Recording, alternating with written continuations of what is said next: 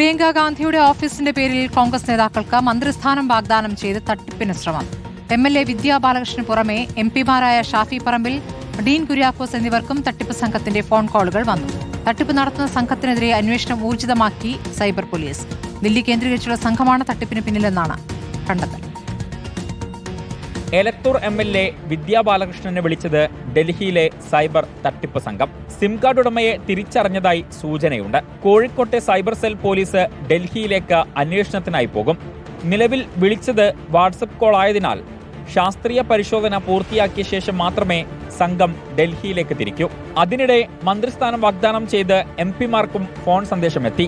Shafi Parambil, Dean Kuriakose എന്നിവരെയാണ് തട്ടിപ്പ് സംഘം ബന്ധപ്പെട്ടത്. പ്രിയങ്ക ഗാന്ധി MP-യുടെ പ്രൈവറ്റ് സെക്രട്ടറി DS രാജ്കുമാറാണെന്ന വ്യാജേനയാണ് ഫോൺ വന്നത്.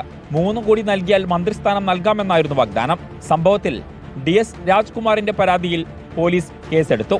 റിപ്പോർട്ടർ, കോഴിക്കോട്.